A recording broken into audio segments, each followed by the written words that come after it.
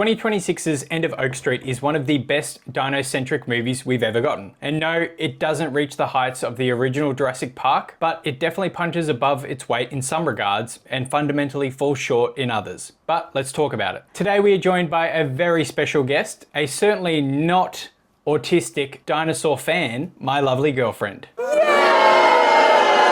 I'm expecting you to edit cheers in that section. You're gonna edit boos, aren't you? Okay, fine. Yeah, I am.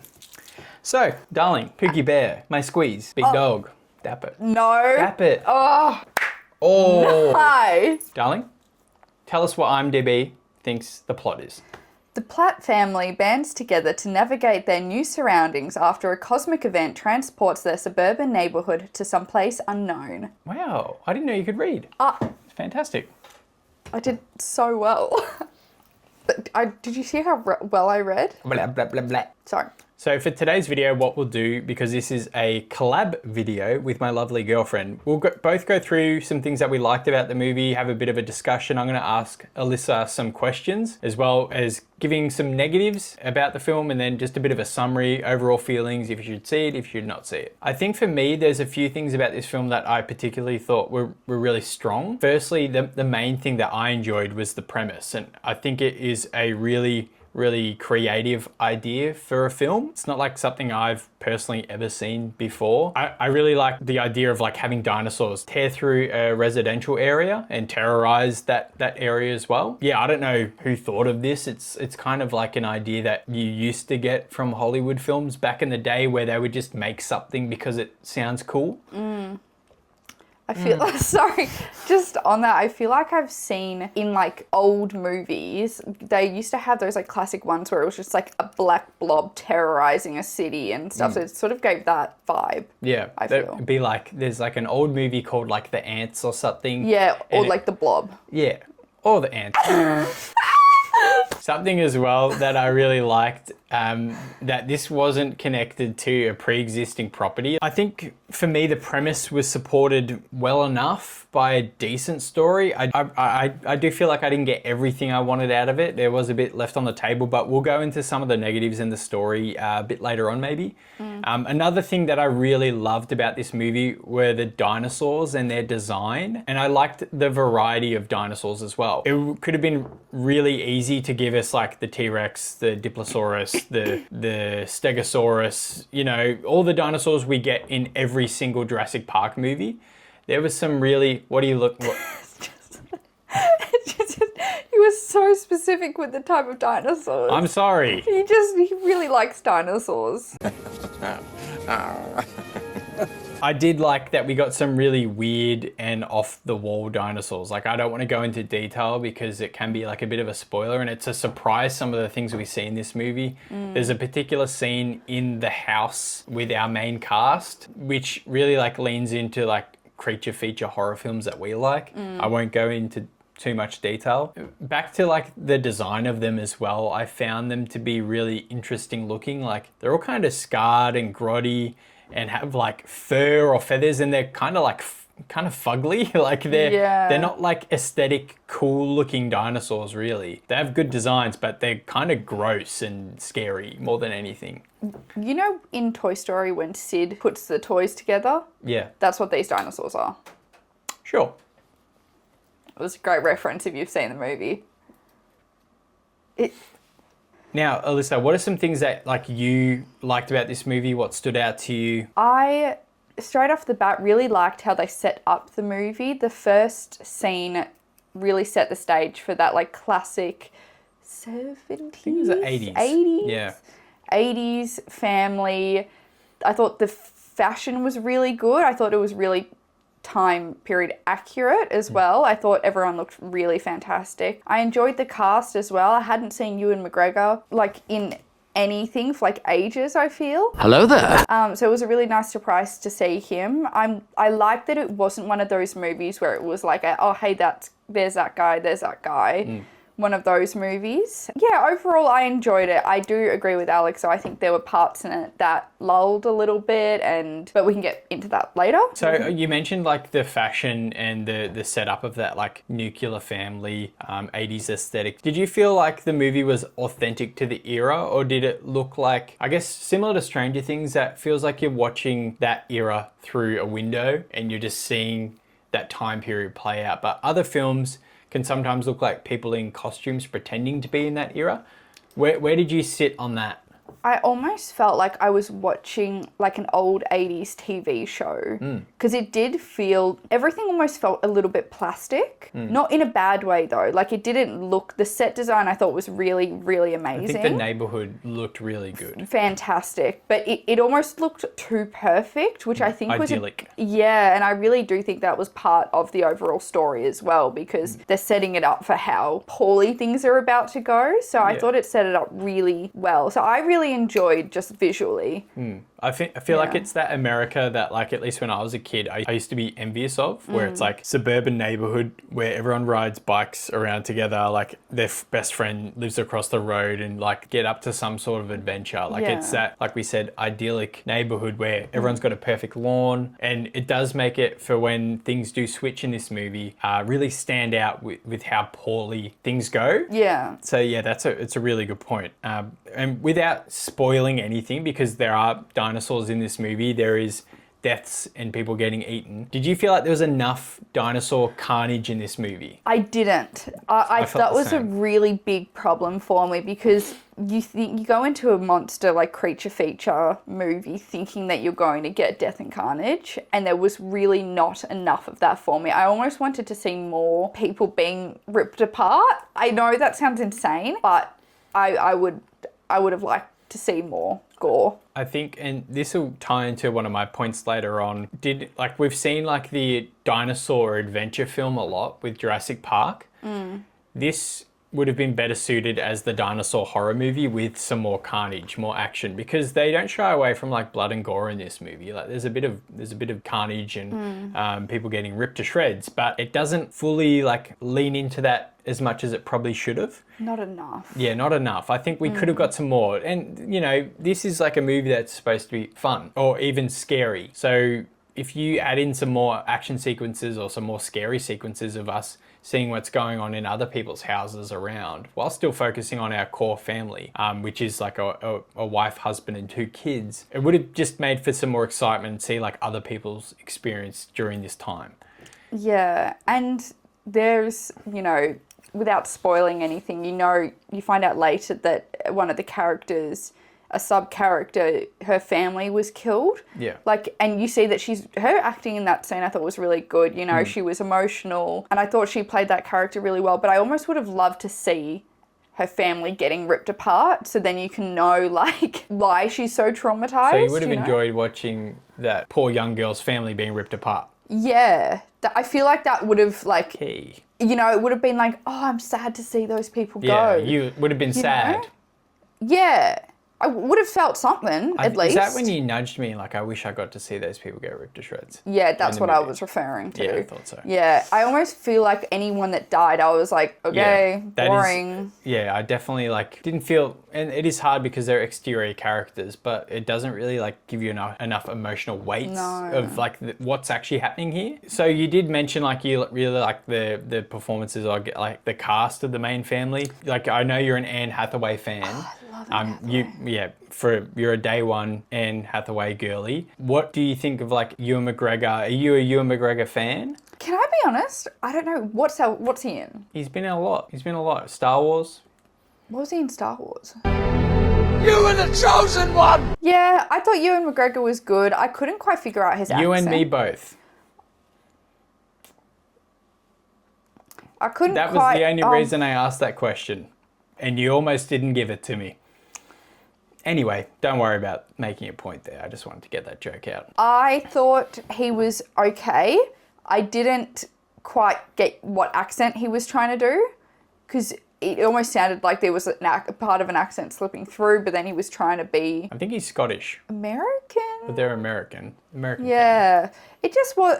I didn't love it. I thought Anne Hathaway's performance was good. I do overall think that there were some parts, which we can go into more later, but I thought there were parts throughout the movie where there was really poor acting from everyone. Yeah, I agree. But I do think Anne Hathaway played a really good mum, like classic mum.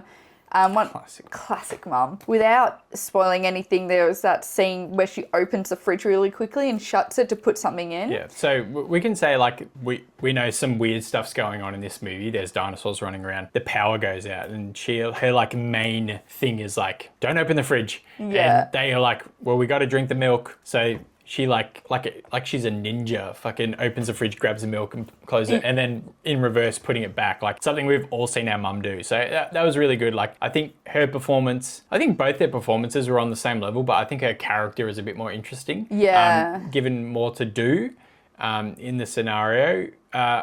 Yeah, I think both pretty good performances. Exterior and the kids, bit iffy here and there. Yeah. Yeah. They were okay. So during the movie, we get a bit of a scene where, like, admittedly, it's just a bit of an exposition dump of, like, what's going on. Did you find that, like, we got enough information or too much? Or, like, where did you find it, like, adequate the amount of, like, did you like that scene? Or I felt like it needed some explanation about what had happened, but they really, I feel like, spelled it out, which I didn't love and also the way that scene was shot was bizarre. Yeah, very jarring. It was so jarring, given that none of the rest of the movie is shot like that, except for those, like, intimate, like, talking scenes, and it was just the most bizarre thing ever, and it really, like, I almost couldn't listen to what they were saying, because I was like, I'm so close to their face, but, like, not from a front on. It was very much like a side profile thing. I hated it. Yes, I think that there was too much. Yeah, I think as well, like, once again, no spoilers, we get the explanation of what's happened at the end of the movie without them telling us. So if you just got rid of that scene entirely, or just had, like, another dialogue scene with the characters interacting, the family discussing something, I think we would have been fine with what answers the ending gave us, because it does really, like, it reaffirms the information that we've learnt already. So we actually didn't need it. It could have just been more of a show don't tell moment. For some things I didn't like about this movie, I feel like overall it just, like, lacked a cohesive tone throughout the film.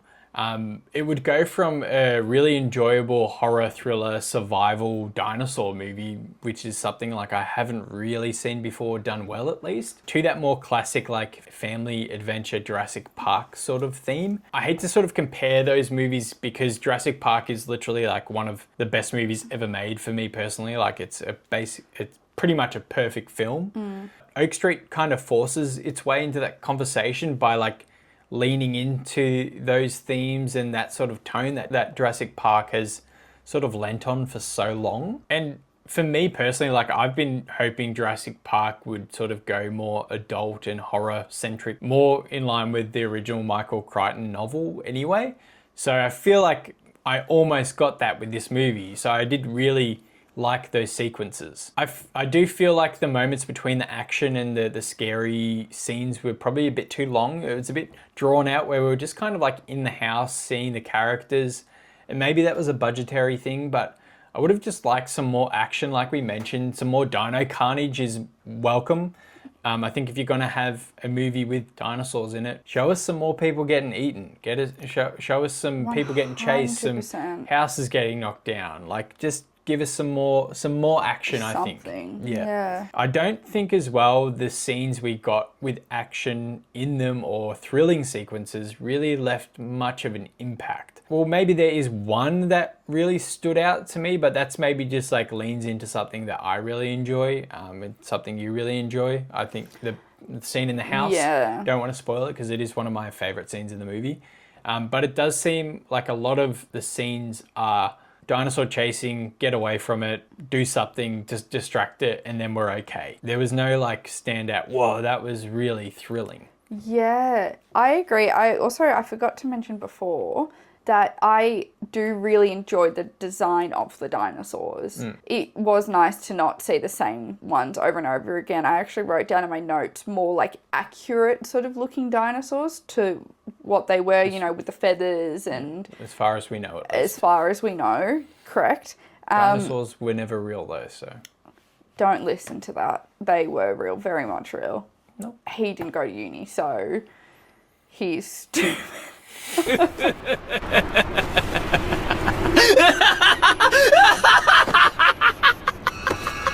NANI?! お前はもう死んでいる。 What's 45 times 7? No! Anyway, we don't have time for that. So I don't know. Make your point. I think that was it on the I just wanted to circle back to the good things because I did agree with that. But for the, are we on to the bad things? Yeah. Now? I've probably got one more thing I can say. Yeah, and okay, go ahead. Hush.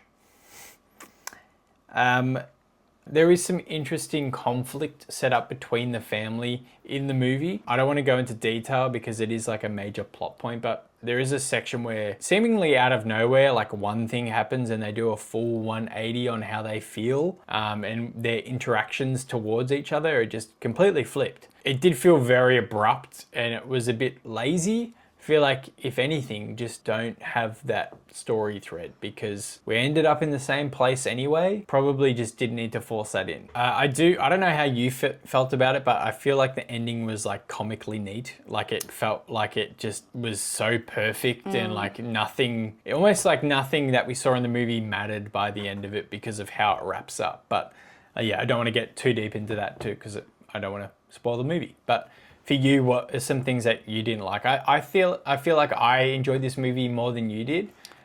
So you might just go absolutely ham right now. Yeah, it wasn't that I didn't enjoy it. I think for me, I agree. Like, I just feel like it was a little bit all over the shop. Like, it didn't know whether it wanted to be like a horror movie, an action movie, or a comedy. And I think a lot of the time you have like a thriller comedy, you know, that has been designed for and written for that specific purpose. Or you have ones that are, you know, the horror, like gore, and you've got like certain combinations that have specifically been written, but I feel like this was like an accident almost. You know, they're like, oh, we could chuck something funny in, let's do it now. And it was super abrupt, and there were certain characters and certain things that would happen that you'd be like, why have we kept that in there? And to your point, Alex, like I feel like there were parts, especially with that conflict resolution within the family, where something happened and no part of me cared. Like I didn't feel any certain way about it because I was like, I almost would have rather it not been resolved because then you would at least feel some sort of like guilt. Oh, I wish I could have helped that, you know, blah, blah, blah, without spoiling anything. But yeah, it was just a bit flat, which is sad for me because I love Anne Hathaway. Like, Princess Diaries was like my movie. Yeah. Loved it. I think, like, to that point, like, I don't think it did a great job of, like, connecting you to the family. And I feel like it almost started off really well and it was like, oh, I'm going to really like these characters. But by the end, like, if they had all died, I probably would have not cared. I was almost rooting for family members to die because I wanted to feel something. Family members in the movie, not in real life. No, please, Jesus. I love my family. Yeah, I just didn't feel like any sort of emotion, which is saying a lot because anyone will know that I am an emotional girl. Like, I will cry. Big sook. At everything. Big cry baby sook. Anything, okay, everything. That's all the time, constantly. Cutting that. The smallest inconvenience, funny things she cries at. I do. Cries sad at old things. People. I do cry. I'm just a imagine crier. an old man sitting on a bench by himself. Oh, or like an old man eating breakfast by himself. I saw an old man waiting for the bus yesterday. I feel like that would have made you cry. Oh, that's so sad. Don't make me cry on camera. Yeah, really abrupt. Hated, like, the daughter. Hated her character. She was pretty annoying. Awful. So annoying. It's not like her acting was particularly bad. I just didn't like her as a character, but not in a way that she's set up to be annoying. Yeah. Like, she's set up to be this, like, this sister, this endearing sister, oh, I'll go after my brother, you know, blah, blah, blah. But, like, I genuinely found her so irritating. She reminded me a lot of someone I know.